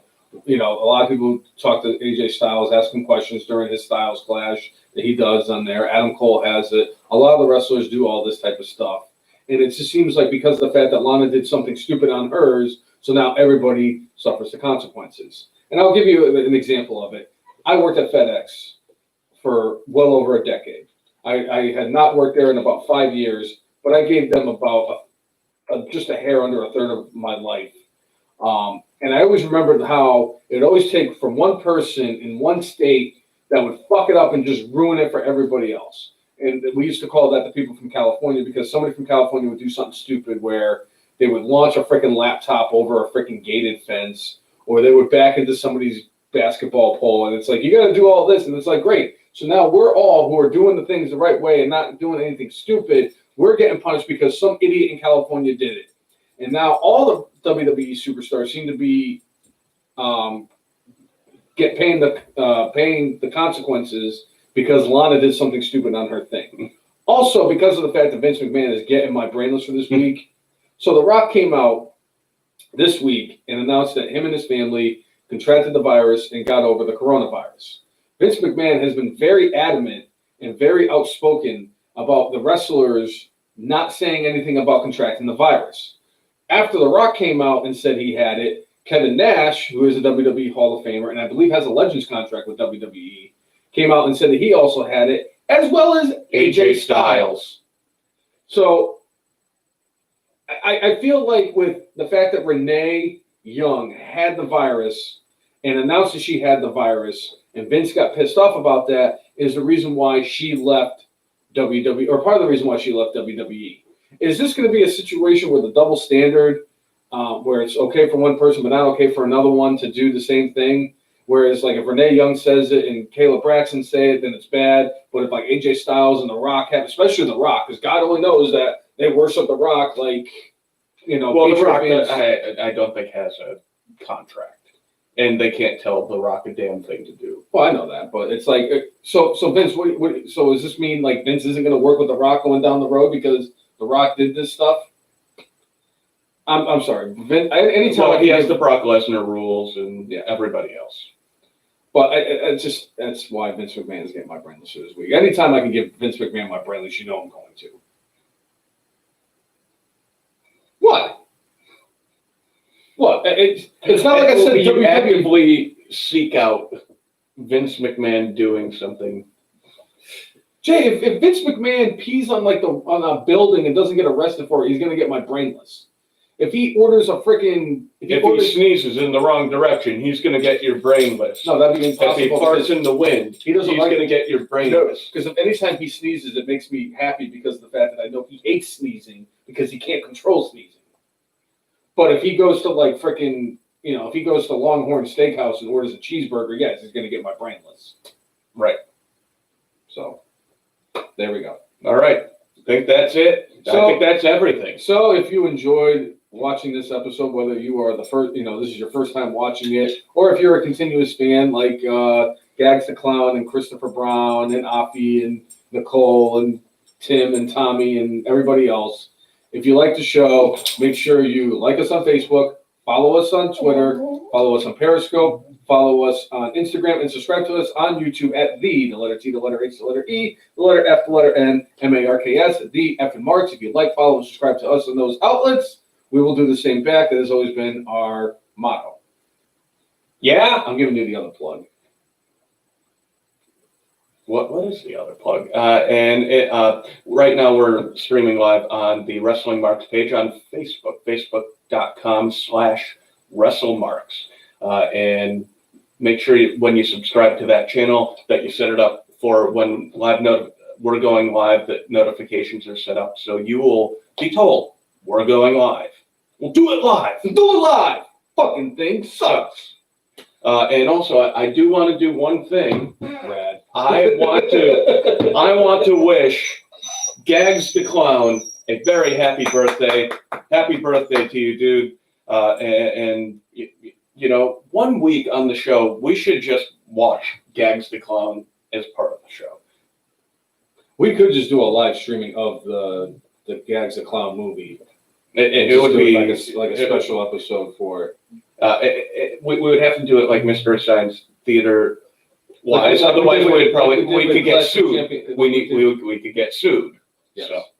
And it's kind of like how we did it with Clash of the Champions 13, where people watched it with us. Yeah. Fucking terrible. I mean, it was so good. So good. But I think that's everything. Wait.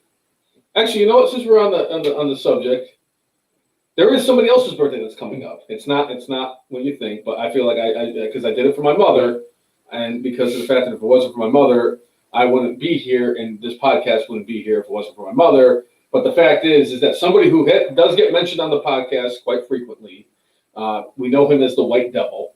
Yes. But my father's birthday is Monday, September 7th. Yeah. My father will be 65 on Monday, so I would like to wish my father a happy birthday on the podcast as well. I vote yes. Yeah? I like it. But happy birthday to my dad, your Uncle Robbie. Yeah. He will be 65 on Monday, and it is his favorite day of the year today because it's the Kentucky Derby. And, that'll also be 15 years since another infamous episode, but we won't even talk about that. Well, maybe some other time. You know, Right? if I didn't spend as much money as I did on this hat, I would beat you with it. Oh, so good. You know, it's going to be on my fucking tombstone, for Christ's sakes. Possibly. No, it's definitely going to happen. Okay. Unless I get cremated. So, but one more thing. That is today, September 5th of 2020, Kentucky Derby Day. At an incredible 1,857 days, FM Marks Hall of Famer Travis Axel is still alive in the 2015 Royal Rumble. Yeah. All right. So for episode 190 of the FM Marks podcast, I'm Jay. and I am the brainless one. Make sure you mark out With your guac out. See you, everybody. Thanks for tuning in. Yeah! I just scared the shit out of the dog.